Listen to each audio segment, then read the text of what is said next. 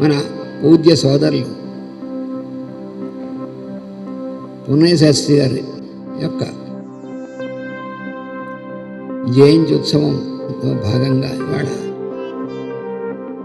మరలా మనం ఈ పవిత్రమైనటువంటి రామనామ క్షేత్రంలో కలిసి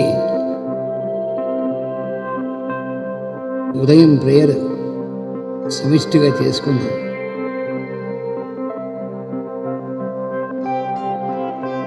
ఈ క్షేత్రం రామచంద్ర ప్రభు యొక్క సీతామ్మవారి యొక్క వారి యొక్క నామంతో పునీతమైనటువంటి ప్రతి ఇసుక రేణువు కూడా ఆ నామంతో పునీతమైనటువంటిది అటువంటి క్షేత్రం. అందులో మన మాస్టర్ గారికి చాలా ప్రీతికరమైనటువంటి ప్రదేశం. పూజలైనటువంటి రామకోటయ్య తాత గారు ఆయన ఇక్కడ మన గురు పూజ మహోత్సవాలు చేసుకోవడం అనేటువంటిది అంటే ప్రారంభమైంది ఇక్కడే, మళ్ళా ఆయన రీఎస్టాబ్లిష్ చేశారు. అప్పటి నుంచి మనం ఈ పవిత్రమైనటువంటి క్షేత్రంలో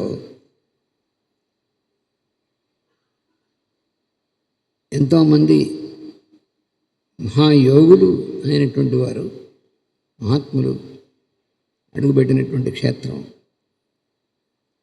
పరమ పూజ్యులైనటువంటి రాఘవ ఆంజనేయ గారి యొక్క తపఫలమైనటువంటి క్షేత్రం ఇది. అటువంటి క్షేత్రంలో మనం కొంతసేపు గడిపితే మనలో ఉన్నటువంటి కోశాలన్నీ కూడా పవిత్రీకరణ జరుగుతుంది. అటువంటి క్షేత్రం ఇది.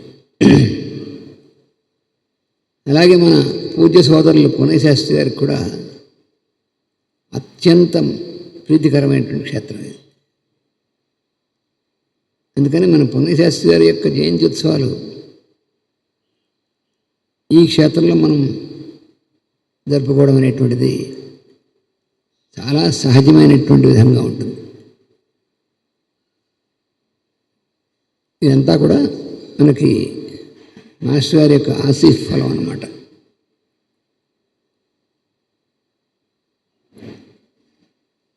పున్నయ్య శాస్త్రి గారు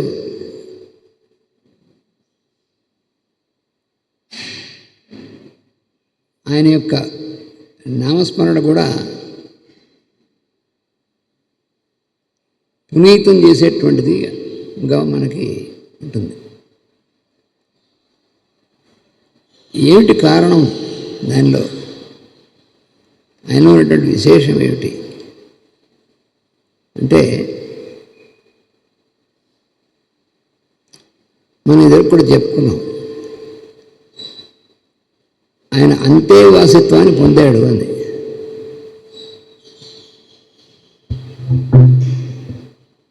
మాస్టర్ గారు ఆయనకి ఆచార్యుడు అంటే గురువు. అటువంటి ఆచార్యునికి తగినటువంటి అంతేవాసిగా ఆవిర్భవించారు పున్నయ్య శాస్త్రి గారు.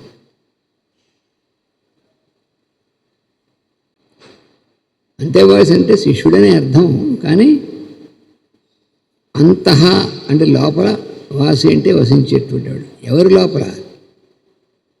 శిష్యుడి యొక్క హృదయంలో గురువు ఉండడమా, గురువు యొక్క హృదయంలో శిష్యుడు ఉండడమా అనేటువంటిది మనకి సందేహం వస్తూ ఉంటుంది. కానీ ఇక్కడ అంతేవాసి అంటే ఎవరైతే గురువు యొక్క హృదయంలో నివాసం ఏర్పరచుకుని ఉంటాడో అటువంటి శిష్యుడిని అంతేవాసి అంటారు. అంటే ఆ గురువే ఆ శిష్యుడిని నిరంతరం ఆయన హృదయంలో పట్టుకుని దాస్తుంటాడు. మన అంతటి అదృష్టం కొద్ది మందికి మాత్రం కలుగుతుంది. అటువంటి వారిలో పున్నయ్య శాస్త్రి గారు ఒకడు. ఏంటి ఆయన క్వాలిఫికేషన్? గురువు యొక్క హృదయంలో పెట్టుకుని అంత గురువుని స్మరిస్తూ ఉండడం అనేటువంటిది ఏమిటి క్వాలిఫికేషన్ దానికి? మనం మాస్టర్ గారి శిష్యులమే కదా.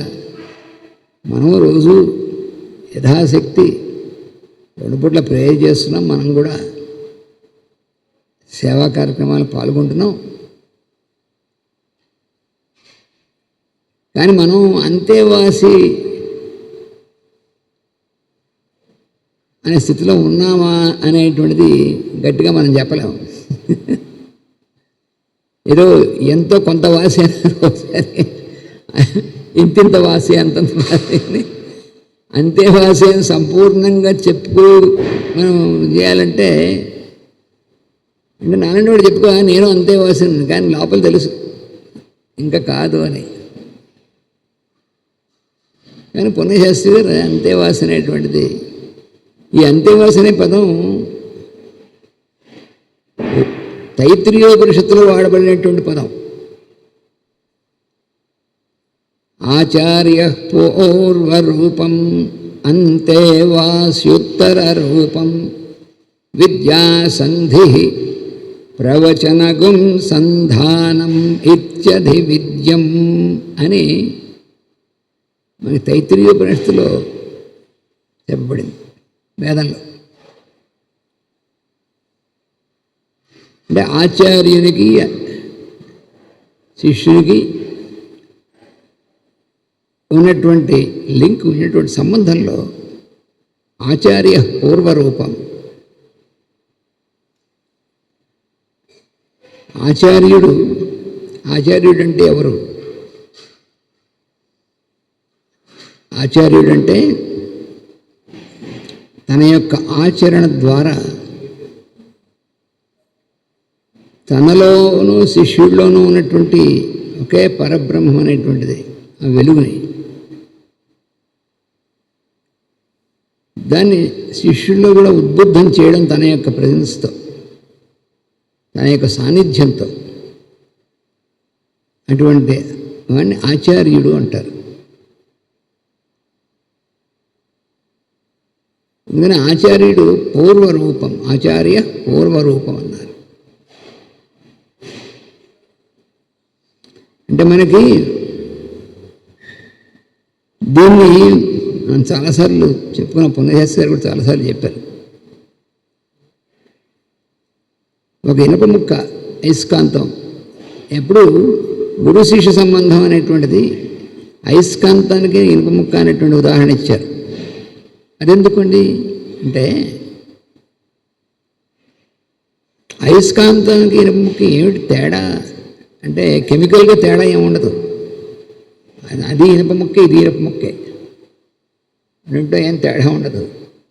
మనం చూడడానికి బరువుకి వాటికి ఏమి తేడా అంతా ఒకటే ఉంటుంది. మరి అయితే దీన్ని అయస్కాంతం ఎందుకన్నారు ప్రత్యేకంగా అంటే దానిలో ఒక శక్తి ఉద్బుద్ధమై ఉన్నది. అంటే శక్తి అంతటా ఉంది కానీ ఉద్బుద్ధం కావాలి. శక్తి అంతటా నిండి ఉంది.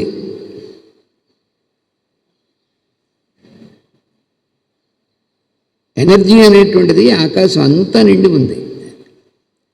కానీ అది ఉద్బుద్ధం కావడం అనేటువంటిది, ఉద్బుద్ధం కావడం అంటే ఆ ఉన్నటువంటిది డార్మెంట్గా నిద్రాణంగా ఉంది కాకుండా అది లైట్ వెలిగిస్తే వెలిగినట్టుగా వెలగాలన్నమాట. అది ఉద్బుద్ధం కావడం. అలా ఉద్బుద్ధమైనటువంటిది స్థితిలో ఉన్నప్పుడు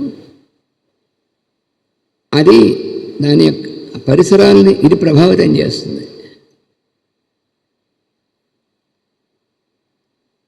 అదే మనం అయస్కాంత ధర్మంగా, అయస్కాంత తత్వంగా మనం తెలుసుకుంటాం. అందుకని ఈ ఉద్బుద్ధమైన మన కంటికేం కనిపించదు, కానీ అయస్కాంత ధర్మంగా వర్తిస్తుంది.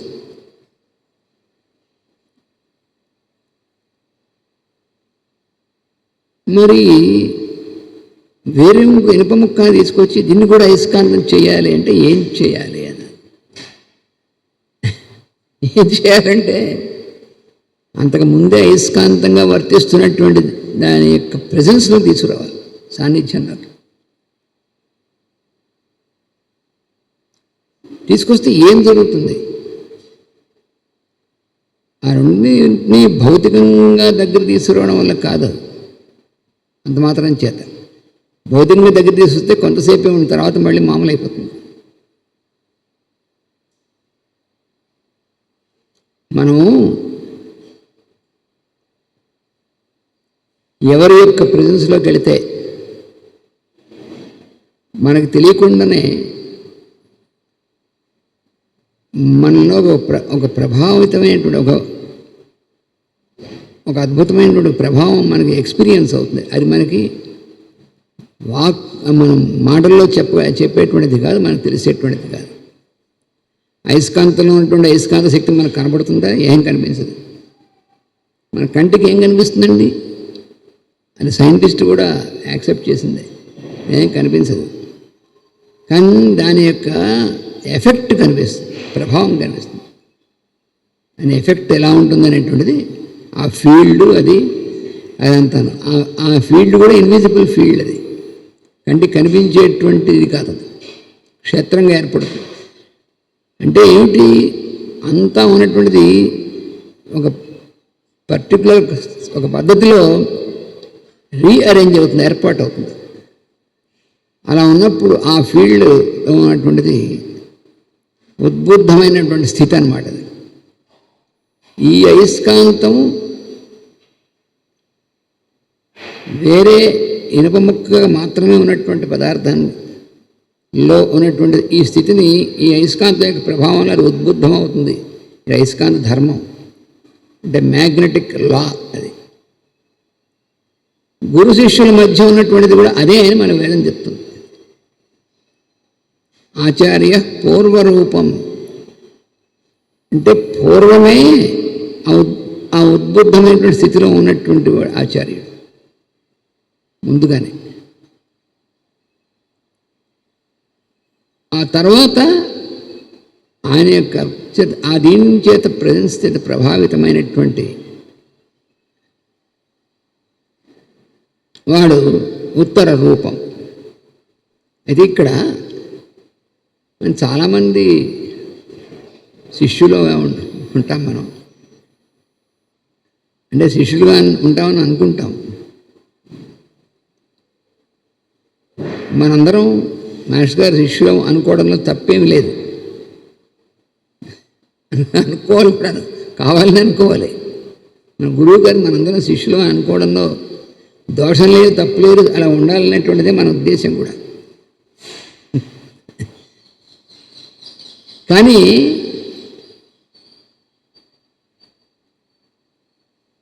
ఆ శిష్యులుగా మనం ఉన్నాము, కానీ ఎంతవరకు ఎంత ఇంటెన్సిటీలో ఉంది అనేటువంటి దాంట్లో తేడా ఉంది. ఈ తేడా అనేటువంటిది గురువు దగ్గర ఉందా, మన ఈవిడ దగ్గర ఉందా? అంటే గురువు కొంతమంది ప్రత్యేకంగా శక్తిపాతం చేస్తాడా? ఏమన్నా పాతాలు లేవు, పాతాళాలు లేవు అక్కడ. గురువు కొంతమందికి ఫేవరెట్ శిష్యులు ఉంటారా? అలా ఉంటే వాడు గురువు, వాడు లఘువు అవుతాడు. నిజమైనటువంటి గురువుకి ఫేవరెట్ శిష్యులు కొంతమంది, కాని వాళ్ళు కొంతమంది ఉన్న, అసలు అది మన అజ్ఞానం అనమాట అనుకోవడం. ఫేవరెటిజం ఉన్నవాడు గురువు అసలు అనుకోవడానికి వీల్లేదు. ఎందుకంటే అతనికే అసంపూర్ణంగా ఉన్నటువంటి వాడు గురువు ఇంపాసిబుల్, ఎలా అవుతాడు అసలు? ఫేవరెటిజం అనేటువంటి క్వశ్చన్ లేదు. దీనికి మనకి భవభూతి మహాకవి ఉత్తరరామచరితం అని ఒక నాటకం రాశాడు ఆయన. ఆ ఉత్తరరామచరితం అనే నాటకంలో ఒక సందర్భంలో ఒక వనదేవతను ఇంకో వాళ్ళు మాట్లాడుకుంటూ వాల్మీకి మహర్షి దగ్గర ఉన్నటువంటి శిష్యుల గురించి సందర్భం వస్తుంది. వస్తే వెళ్తాను అనుకుంటే అది ఈ లవకుశులు ఇద్దరు ఉన్నారే, కుర్రవాళ్ళు, చాలామంది శిష్యులు ఉన్నారు వాల్మీకి మహర్షి దగ్గర. ఈ కుర్రవాళ్ళు ఇద్దరు ఎంత ఉజ్వలంగా ఉన్నారు వీళ్ళు. ఆయన శిష్యులు ఆయన ఇచ్చినటువంటి మహాకావ్యాన్ని ఎంత బాగా పాడుతున్నారు, ఎంత ఉజ్వలంగా ఉన్నారు. వాళ్ళు వచ్చినప్పటి నుంచి మిగిలినటువంటి శిష్యుల్లో అంత తేజస్సు కనిపించట్లేదు. అంటే ఉంది తేజస్సు, కానీ వీళ్ళ తేజస్సు ముందు అది కనిపించట్లేదని వాళ్ళిద్దరు అనుకుంటారు. అయితే వాల్మీకి మహర్షి వాళ్ళని ప్రత్యేకంగా ఫేవరెటిజం చూపించాడు, ఏం లేదు. అప్పుడు ఒక ఆవిడ అంటుంది ఏంటంటే, గురువు ఎప్పుడు కూడా శిష్యులందరికీ సమానమైనటువంటి విధంగానే విద్యనిస్తాడు, శిష్యుల్ని నడిపించేస్తాడు. కానీ ఈ శిష్యుల్లో ఆ గురువు యొక్క ప్రజెన్స్ని తీసుకొని మళ్ళీ దాన్ని ప్రకాశం చేయగలిగేటువంటిది ఒక ఇది వస్తుంది. అటువంటి శిష్యులు కొద్దిమంది ఉంటారు. దానికి ఉదాహరణ కూడా ఇచ్చింది ఆ శ్లోకంలో ఆవిడ మాట్లాడుతూ. ఆయన కవిస్తాడు ఏంటంటే, సూర్యుడు ప్రకాశం పడుతూ ఉంటుంది, సూర్యకిరణాలు పడుతూ ఉంటాయి. సూర్యకిరణాలు అన్ని లోకాల మీద ప్రసరిస్తూ ఉంటాయి. సౌర కుటుంబంలో ఉన్నటువంటి అన్ని గ్రహాల్లోనూ అందరి జీవుల మీద ప్రసరిస్తూ ఉంటాయి. మరీ మనం మన ఇంట్లో కూర్చొని తలుపులన్నీ వేసుకుంటే తప్ప, మన తలుపులు తీయకుండా అన్ని వేసేసుకుని లోపల కూడా పాపం అంత సూర్యుడు ఏం చేయగలడు అంటే, సూర్యుడు యొక్క ఇది ఎనర్జీ ఉంటుంది, కానీ కిరణాలు మనమే పడవు, మనం పడనీయం. కానీ అలా కాకుండా సూర్యకిరణాలు అందరి మీద సమానంగా పడతాయి. అంటే సూర్యకిరణాలు కూడా కొంతమంది మీద స్పెషల్గా పడతాయి, ఏముండదు. అలా స్పెషల్గా పడితే సూర్యుడు గాడు ఆయన. మన లక్షణాలన్నీ అక్కడ చూస్తే ఎట్లా?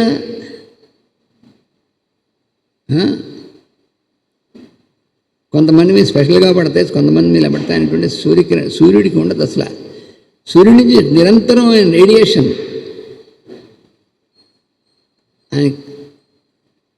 కిరణాల రూపంలో వ్యాపిస్తూ ఉంటాడు నిరంతరం ఆయన. ఎందుకంటే అది ఆయన వెలుగు కూడా కాదు, ఆయన ద్వారా వచ్చిన వెలుగు.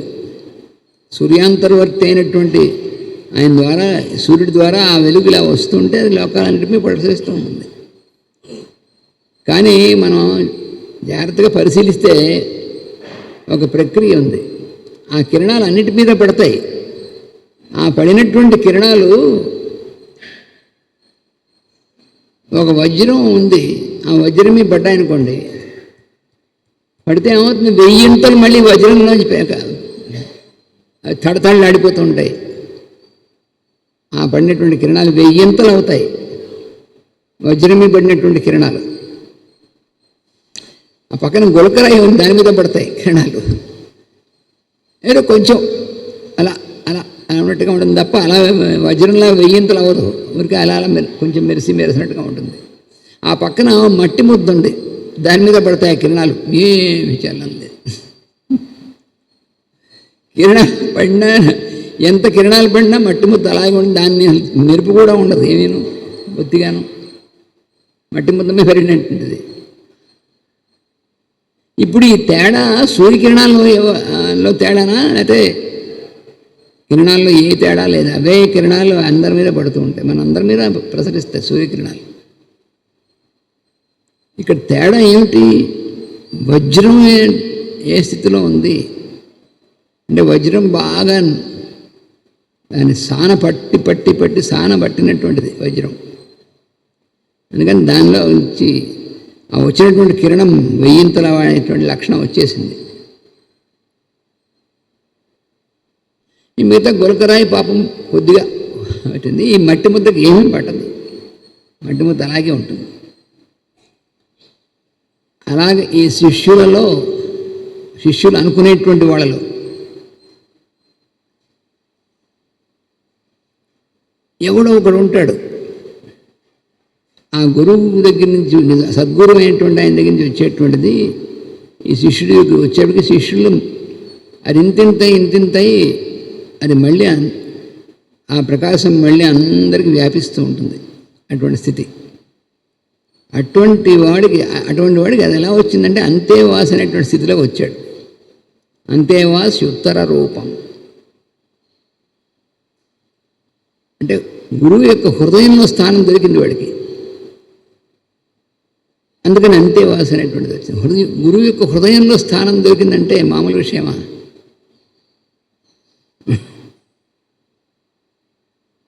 అంటే మనకి మామూలుగా లాజిక్ అర్థం అవుతుంది అందరూ. మన హ్యూమన్ లాజిక్ అంటారు చూసారా, మనం మామూలుగా ఆలోచిస్తూ ఉంటాం మనకు అన్నీ తెలుసని. అందుతుంది. ఎందుకంటే మనకి కంటికి కనబడిందే సరిగ్గా అర్థమై చావదు. అలాంటిది ఇది కనింటికి కనబడే ప్రక్రియ కాదు, ఈ కన్నుకి కనబడేది కాదు. అంతశ్చక్షు, లోపల చక్షు కనబడుతుంది. ఈ కన్నుకు ఉన్నటువంటిది లిమిటెడ్. అదే భగవద్గీతలో 11వ అధ్యాయంలో చెప్పాడు భగవానుడు, నా విశ్వరూపం అనేటువంటిది నువ్వు నీ కళ్ళతో చూడగలనుకుంటున్నావా పిచ్చివాడా? మాస్టర్ అందులో రాస్తారు మంత్ర చర్చలో, poor I the human after all. మానవుడికి ఉన్నటువంటి కన్నుకి దాని కెపాసిటీ అంతా, అది నిజంగా కన్ను చూస్తుందా? కన్ను చూడదు.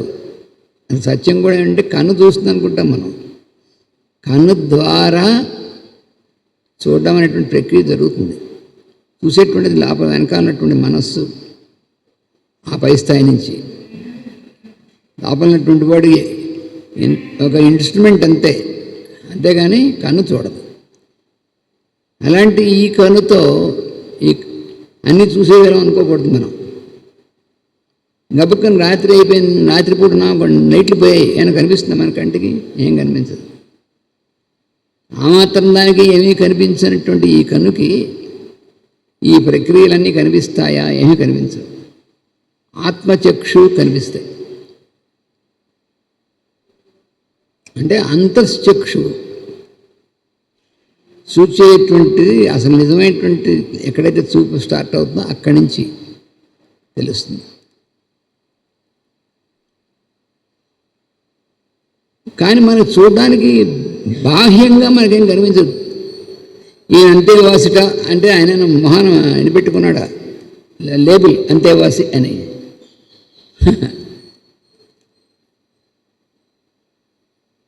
సద్గురువు అని లేబుల్ పెట్టుకున్నాడు ఎవరన్నా? అది లేబుల్ పెట్టుకుంటే తెలిసేది కాదు. పెట్టుకుంటే లేబుల్ ఎవరు పెట్టుకుంటారంటే ఎవరు గుర్తించడానికి వీళ్ళైనటువంటి స్థితిలో ఉంటాడు కాబట్టి పెట్టుకుంటారు. వాడు గుర్తించాల్సింది ఏమి ఉండదు, వాళ్ళు పెట్టుకోవాలి. అప్పుడు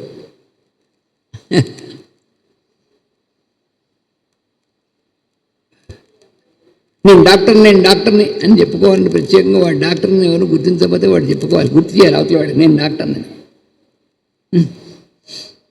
ఏదైనా సరే మన ఇది గుర్తు చేయాలంటే వాళ్ళు లేని అర్థం.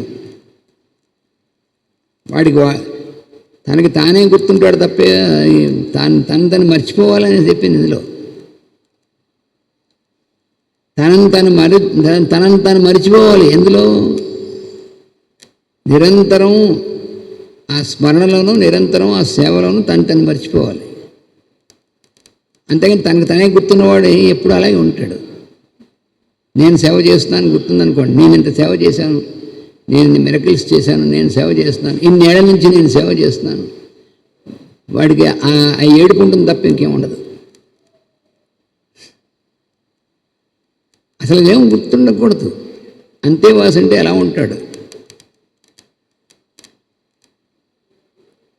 మరి ఎన్ని చెప్పినా మనకు ఎగ్జాంపుల్ ఉండాలి కదండి కనీసం మనకి. అది మనకి ఏంటంటే ఇవన్నీ మనం చెప్పుకున్నాం, అలా ఉన్నవాడు ఉన్నాడా ఎగ్జాంపుల్. రామాయణం ప్రారంభంలో కూడా అంతే. వాల్మీకి మహర్షి అడిగింది నారద మహర్షిని అదే. కొన్ని లక్షణాలన్నీ చెప్పాడు.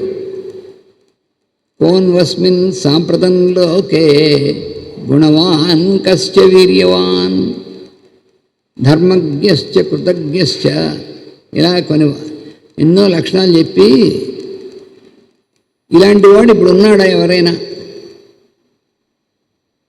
ఉంటే చెప్పన్నాడు. ఎవరిని? నారద మహర్షిని.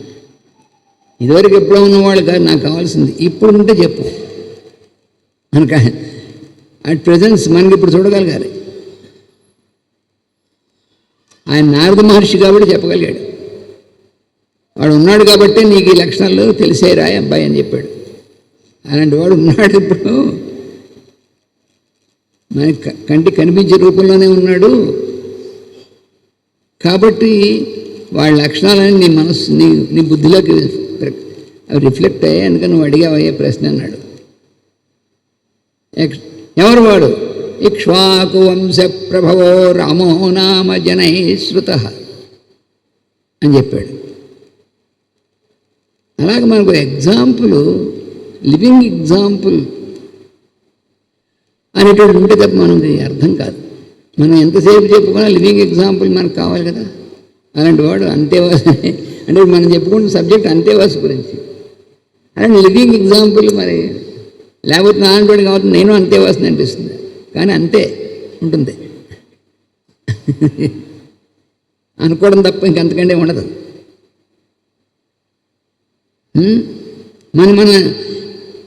మనం అనుకుంటూ ఉంటాం బాగా, నా దంపతిగా ఎంత వర్క్ చేస్తున్నానో అని.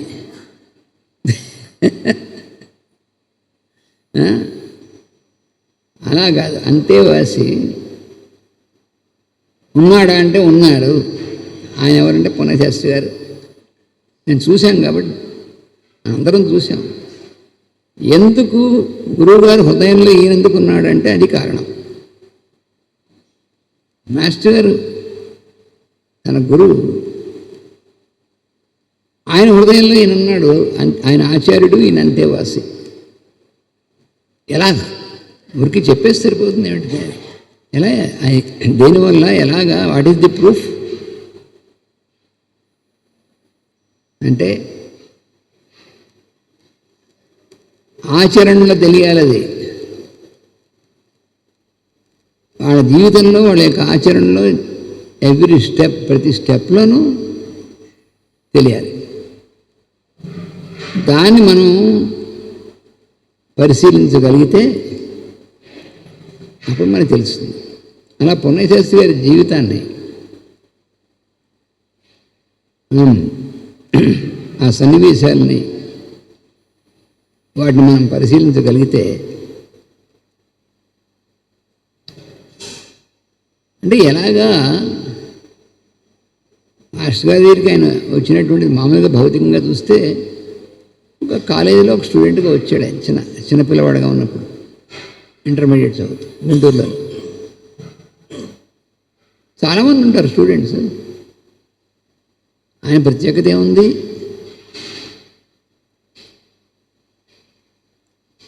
అంటే వచ్చిన ఆయన లెక్చరర్ మన స్టూడెంట్ అని మాత్రం గుర్తుంటుంది ఎక్కువగా. ఆయన పాఠాలు చెప్పేటువంటి లెక్చరర్ మన స్టూడెంట్.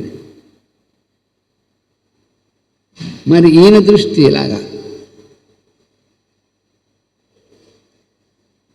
ఈయన తన్మయం అవుతూ ఉండేవాడు. ఆయన చూస్తే తన్మయం అంటే తత్మయం అంటే తన్మయమా, నేను తన్మయత్వంలో ఉంటానండి అంటే అర్థం తెలియదు కాబట్టి మనం అనుకుంటుంటాం బాగా మనం కాసేపు తన్మయం అయిపోయి ఉన్నామని. ఏం కాదు. తన్మయం అంటే అది దప్పం కూడా లేనటువంటి స్థితిలో ఉండాలన్నమాట. అంటే మన మనస్సు జీరో అయిపోవాలి, నిల్ అయిపోవాలి.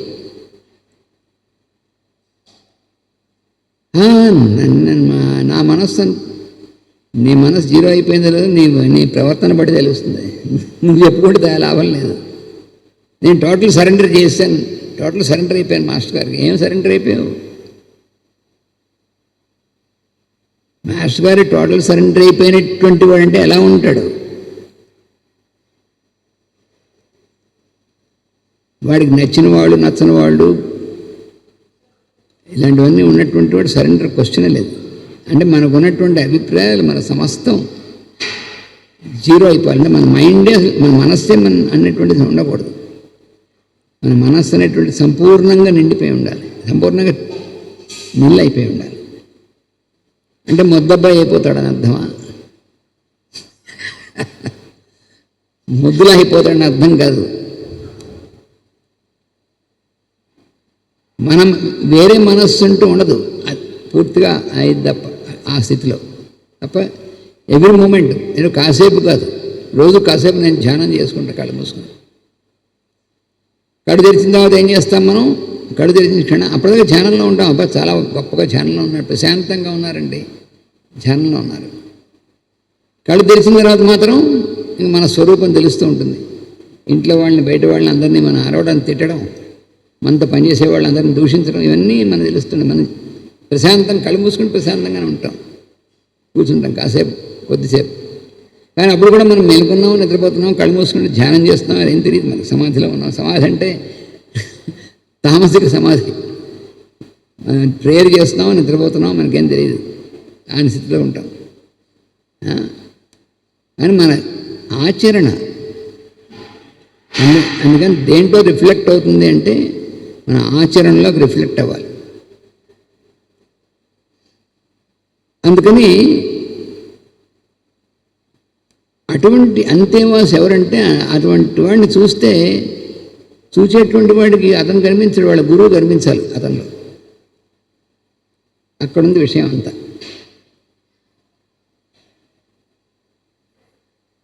అప్పుడు మనం అంతేవాసి అనడానికి కొంచెం ఏమైనా పాసిబిలిటీ ఉంటుంది. గురువు కనిపించండి, గురువులో వేషం వేసుకుని మాత్రాన్ని కాదు, దానివల్ల కనిపించడం కాదు. ఆ గురువు దగ్గర మనం అంటే మాస్టర్, ఉదాహరణ మాస్టర్ గారి దగ్గర మనం ఎటువంటి వాడు వచ్చినా, ఎటువంటి ప్రభావం వచ్చినా ఎందుకు ప్రభావితం అవుతారంటే ఆయన పూర్తిగా ప్రేమస్వరూపులు.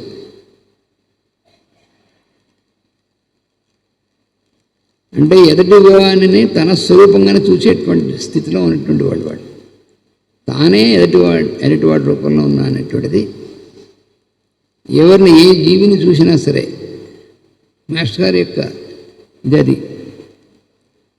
ఆయనకి అసలు వీళ్ళెవరు ఇదే అనేటువంటిది ఏం లేదు. ఎవరిని చూసినా సరే తనలో ఉన్నటువంటి పరమాత్మ అంతర్యమైనటువంటిది ఎదురుగుండా రూపంలో ఉన్నట్టుగా భావించడం కాదు, దర్శించడం. అది మాస్టర్ గారు. అందువలన ఆయన్ని స్మరించినప్పుడు కూడా చాలామంది అటువంటి ఎక్స్పీరియన్స్ ఎందుకు పొందుతున్నారు? స్మరణ మాత్రం చేత. ఇప్పుడు మాస్టర్ గారు భౌతికంగా మనకి ఎదురుగుండా భౌతికమైనటువంటి శరీరంతో ఉన్నారా లేరు, కానీ ఆయన స్మరణ చేత మనలో ఉన్నటువంటి ఎంత ప్రభావం కలుగుతుంది. మాస్టర్ గారు సివివి గారు కానీ, ప్రభాకర్ శాస్త్రి గారు కానీ, ఎంఎన్ గారు కానీ, అలాగే ఈకే గారు, రామకోట తాతగారు, యతీంద్రుల వారు, అటువంటి వాళ్ళందరినీ కూడా వారిని ఇప్పుడు మనం స్మరిస్తున్నప్పుడు కూడా మనలో ఒక రకమైనటువంటి రీఅరేంజ్మెంట్ జరుగుతుంటుంది, మన సరైనటువంటి మార్గాలను నడిపించేటువంటి విధంగా. అది ఏమిటి వాళ్ళలో ఉన్నటువంటిదంటే పరమ ప్రేమ. అది అసలు రహస్యం. అంటే ప్రేమయే రూపం కట్టుకున్నటువంటిది అని అర్థం.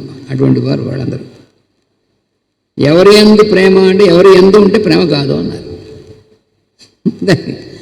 ఆనందము, ప్రేమ అటువంటివన్నీ కూడా దైవ లక్షణాలు, దైవ గుణాలు, కళ్యాణం. ఎవరి యందు ఉండదు అక్కడ. ఎవరి యందు అంటే మనం మామూలు హ్యూమన్ అవుతుంది. మామూలు హ్యూమన్ లెవెల్లో అయితే బనాల వాళ్ళంటే బనాల వాళ్ళ ఎందుకు ప్రేమ, బనాల వాళ్ళ ఎందుకు ద్వేషం, ఈ రెండు ఆపోజిట్ ఉంటాయి.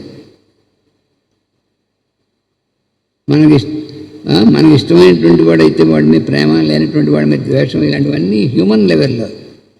అంతేగాని డివైన్ లెవెల్ అయితే నిజమైనటువంటి ప్రేమ. అందుకనే మాస్టర్ చెప్పారు, నారద మహర్షి చెప్తూ సాత్వస్మిన్ పరమ ప్రేమ రూపాన్ని, పరమ ప్రేమని పరమాను ఒక పదం చేర్చాడు. ప్రేమ అంటేనే ఇది కదా, మళ్ళీ పరమ ఎందుకు అంటే దీన్ని నువ్వు కన్ఫ్యూజ్ చేసుకున్నావు కాబట్టి అని చెప్పారు మాస్టర్ గారు. అవి నాకు చాలా ప్రేమ అంటే అంటాడు. అది కాదు. ఎందుకంటే ఎవరి యందు అన్నటువంటి ప్రేమ అంటే ప్రేమ కానే కాదు. అందుకని నువ్వు కన్ఫ్యూజన్లో ఉన్నావు కాబట్టి పరమ ప్రేమ అని మళ్ళీ చెప్పాల్సి వచ్చింది నాయన అన్నాడు.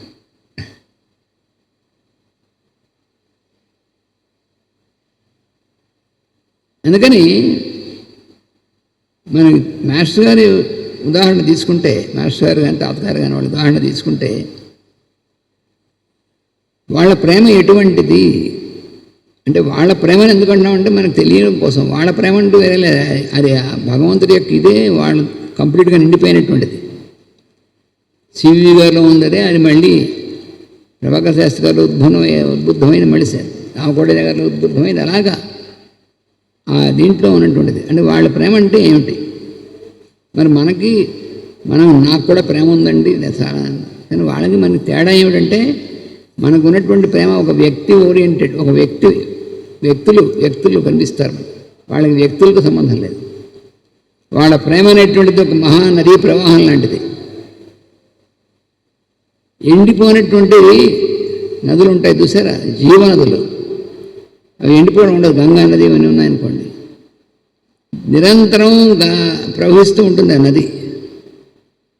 అలాగ మాస్టర్ గారు లాంటి వాళ్ళు, వాళ్ళ తాతగారు లాంటి వాళ్ళు, వాళ్ళందరూ వాళ్ళ ప్రేమ అనేటువంటిది ఆ పరమ ప్రేమ ఎగ్జాంపుల్ అంటే అది నిరంతరం ప్రవహిస్తూ ఉంటుంది. ఎవరి మీద ప్రేమ అని ఉండదు. ఎవరు అందులోకి వస్తే వాళ్ళు అందరూ అది ఎక్స్పీరియన్స్ చేస్తూ ఉంటారు. అది మాస్టర్ గారు వాళ్ళందరూ కూడా. అంటే వాళ్ళకి ఎందుకు భౌతిక శరీరంలో వాళ్ళు ఎందుకు దిగి వచ్చారంటే ఆ ప్రజెన్స్ ఇచ్చి చాలామందికి అవకాశం ఇచ్చి ఆ ప్రజెన్స్లోకి రావడం కోసం దానికోసం వచ్చారు వాళ్ళు. నిజానికి వాడు భౌతిక శరీరంలోకి రావాల్సిన ఆబ్లిగేషన్ లేదు. వాళ్ళు మీరెందుకు రాలేదనడానికి అడగడానికి మనకు లేదు. మీరు మళ్ళీ ఎప్పుడు వస్తారు భౌతిక శరీరంలోకి, మీరు ఎందుకు రాలేదు ఇంకాను, ఇవన్నీ మనకి ఆబ్లిగేషన్ ఎవరితో లేదు. కానీ ఎందుకు మళ్ళీ వస్తూ ఉంటారు వాళ్ళు ఎన్ని రూపాల్లోనూ. ఎందుకంటే వాళ్ళది పరమ ప్రేమ అనేటువంటి ప్రవాహం. అంటే ఆ మొత్తం ఒకటే, ఇవి వేరు నదులు కావు. పరమాత్మ నుండి వచ్చేటువంటి మహాప్రవాహం, అది ప్రేమ ప్రవాహం.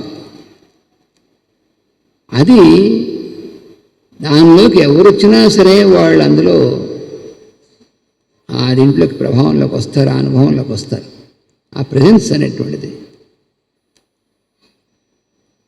అటువంటి దీన్ని ఆ గురువు యొక్క దీనిలో ఏదైతే ఉందో దాన్ని పూర్తిగా సమర్పణ లైఫ్ చేసినటువంటి వాడు, కంప్లీట్ టోటల్ సరెండర్, వాడికి అంతేవాసిగా ఉండేటువంటి దానికి అవకాశం కలుగుతుంది. అంటే మనం అనుకుంటాం మనం సరెండర్ అయిపోయామని ఏమవ్వలేదు. ఎందుకంటే మన అభిప్రాయాలు మనలో ఉన్నాయి. మనకి వాళ్ళ గురించి వీళ్ళ గురించి ఇంప్రెషన్స్ అభిప్రాయాలు ఉంటే సరెండర్ క్వశ్చన్ లేదు అసలు. పూర్తిగా గురువు సమర్పణ చెందేసామని మనం అనుకుంటే చాలదు అక్కడ. అదే గురువుగా గమనిస్తే గట్టిగా పాదాలు పెట్టేసుకొని మీరు తప్ప నాకు ఇంకేలేదు, మీకు సమర్పణ చెందేసాం, రోజు 100 సార్లు 1000 సార్లు అనుకున్నా ఏమీ లేదు, నథింగ్.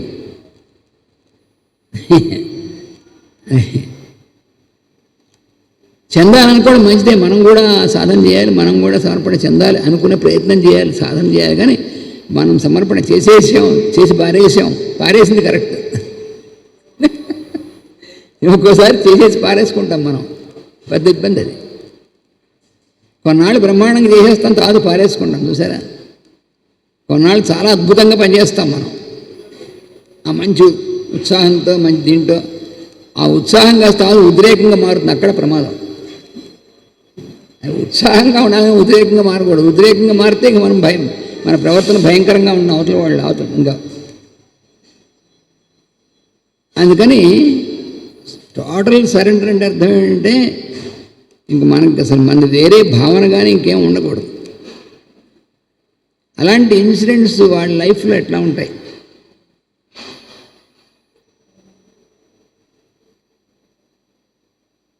అంటే ఎంత విశ్వాసం ఉండాలి గురువుకి, అంత టోటల్ సమర్పణ చెందాలంటే అంత విశ్వాసం ఉండాలి పూర్తిగా. ఉందండి నాకు, మనం అనుకోవడం కాదు. మనం ఏం చేస్తామంటే మన ఇష్టం వచ్చిన డెసిషన్స్ ప్రకారం మనం నడుస్తూ ఉంటాం. దాన్ని మనం ఏం చేస్తామంటే మాస్టర్ గారు గురువు గారు సమర్పణ చేస్తూ ఉంటాం. మనం సమర్పణ చేసేనేం కాదు.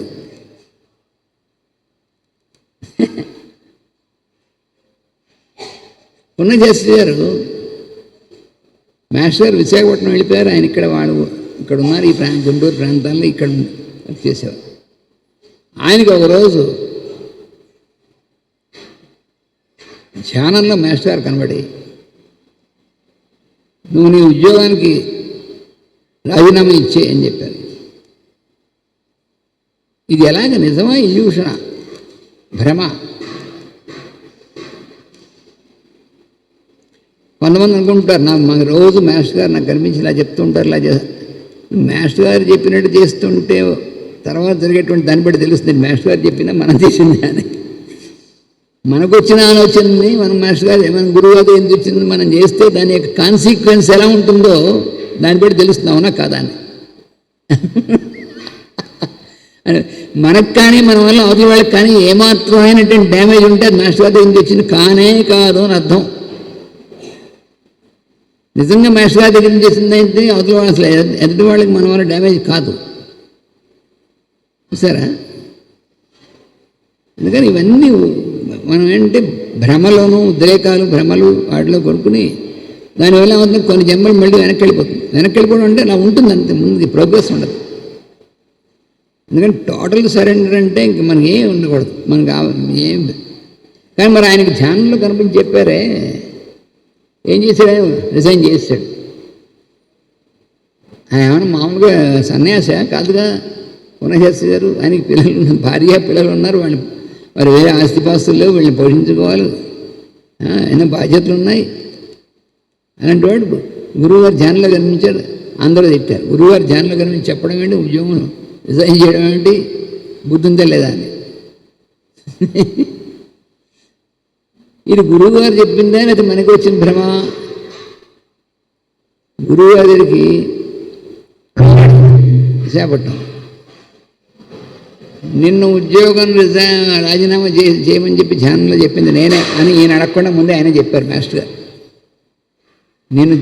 నిన్ను రాజీనామా చేయమని చెప్పాను, నువ్వు అందుకుని చేసావు అని కన్ఫర్మేషన్ గురువు గారు చెప్పారు. అంతేగాని ఈయన వెళ్ళి ఏమండి మాస్టర్ గారు కన్ఫర్మేషన్ చెప్పండి ఏం అడగలేదు.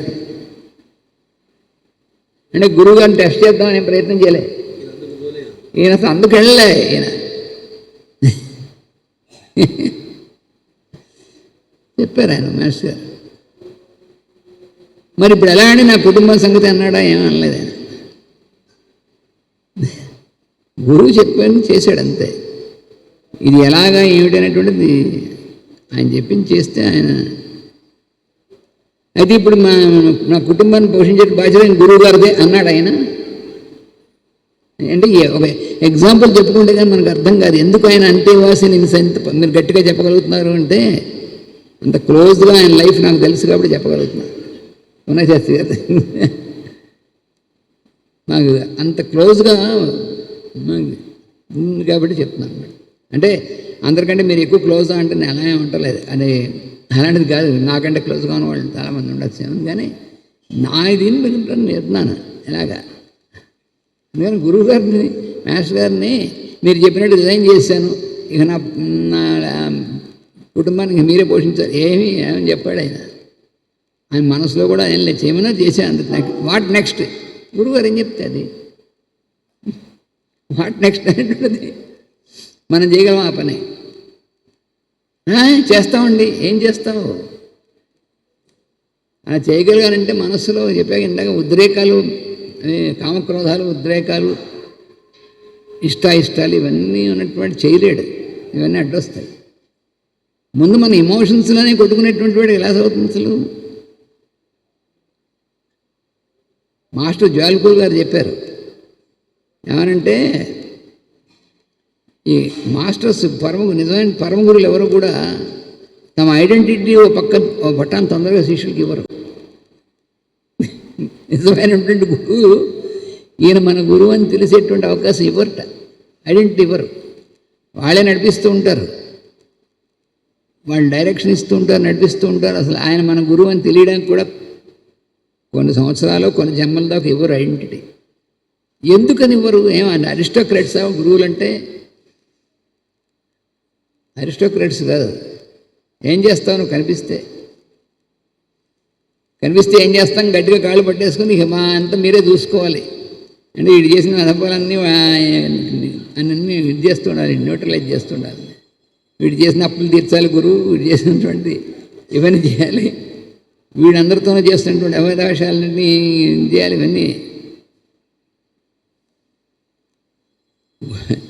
గురువు ట్రైనింగ్ ఇస్తారు, ఎలా ఇవ్వాలో వాళ్ళకి తెలుసు.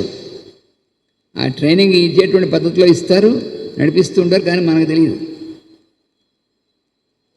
ఎందుకని తెలియనివ్వరు అంటే మనం ఇలాంటివి వాళ్ళ కాళ్ళకి అడ్డుపడిపోతుంటాం. మనం వాళ్ళు చేయాల్సిన పని బోడంతో మన పని పెద్ద క్వశ్చన్ ఇది కాదు.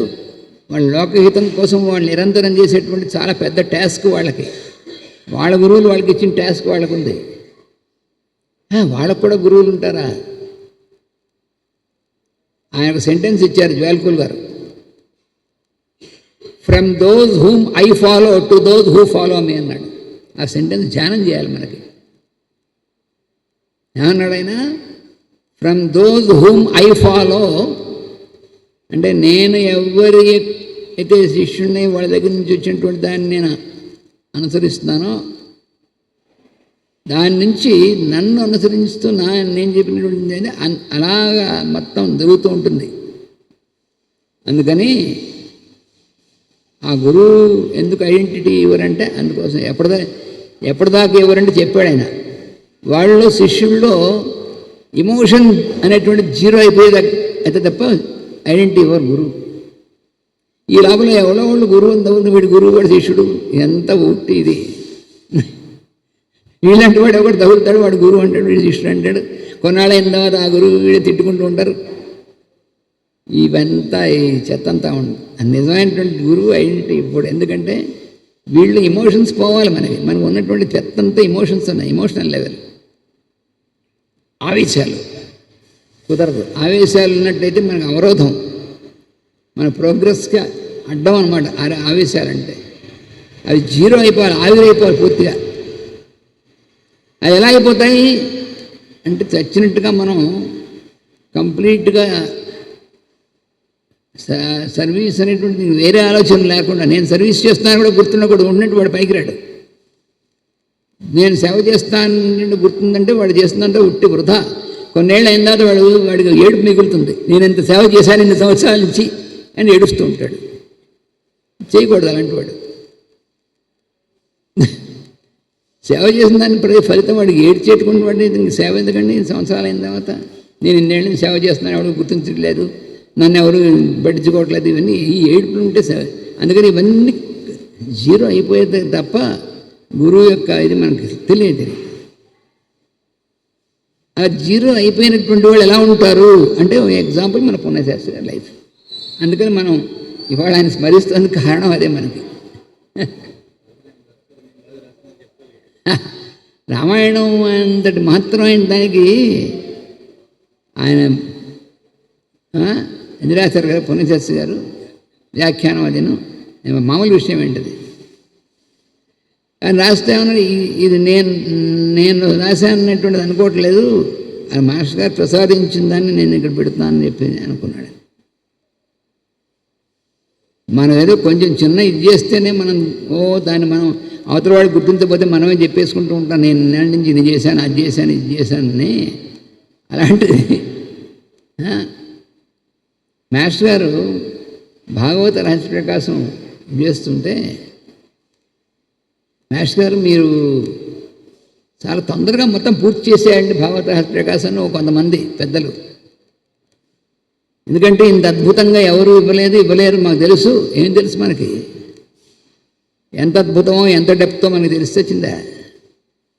మాస్టర్ గారు ఇచ్చి ఎన్నేళ్ళు అయింది, నాకు మెళుకు ఎప్పుడు వచ్చింది, ఇప్పుడు కాస్త సప్తాహం కోసం ప్రయత్నం చేస్తున్నాం, మీరు చేస్తున్నాం, ఏం తెలుసు మనకి? అలాంటి మాస్టర్ గారు మీరు దశమస్కందం అసలు ముఖ్యంగా దశమస్కందం పూర్తి చేసేయాలండి మీరు అని ఆయన సజెషన్. ఏమన్నారు అంటే మరి ఇంకోళ్ళు ఎవరు చెప్పలేరు, మరి మీరు పెద్దవారు అవుతున్నారు. మాస్టర్ గారు నవ్వి అది అక్కడ వచ్చినప్పుడు మనం రాయాలి తప్ప మనం రాద్దామని రాసేటువంటిది అయితే ఇలాగే ఏడుస్తుంది, ఏముండదు, నేను రాశాను అనుకోవట్లేదు అన్నారు. నేను రాద్దామని అనుకోలేదు, రాస్తున్నా అనుకోలేదు, రాశాను అనుకోలేదు. నిజం కూడా అంతే. ఆయన ఎప్పుడు అనుకోలేదు. మరి మధ్యలో ఇదైతే అయిపోతుంది. అది ఎప్పుడూ అయిపోదు. అయ్యో మేష్ గారు సప్తమ స్కంధం వరకే ఇచ్చేసి మరి శరీరం వదిలేశారు, ఏం కమ్ముడిపోయింది. అసలు ఆ మొట్టమొదటి ఫస్ట్ వాల్యూమ్ ఇచ్చిందే మనకి ఒక జీవితం చాలదు అని మాకు అందులో ఒక పారాగ్రాఫ్ కూడా సరిపోదు మన లైఫ్ అని మాకు అనిపించిన ఎక్స్పీరియన్స్. మాకు అందరి సంగతి కాదు, మేము చదువుకుంటూ ఉంటే మాకు అనిపిస్తుంది.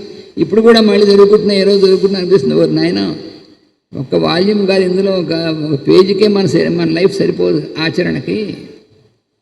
అలాంటిది ఆయన పూర్తిగా ఇవ్వలేదు, ఆయన ఏడుపు ఎందుకు, ఇచ్చింది నువ్వేం చేస్తున్నావు అది. అందుకని ఉన్నయ శాస్త్రి గారు అంతేవాసి అనడంలో అతిశయోక్తి ఏమాత్రము లేదని చెప్పి నా ఎక్స్పీరియన్స్. అది వాసుదేవ.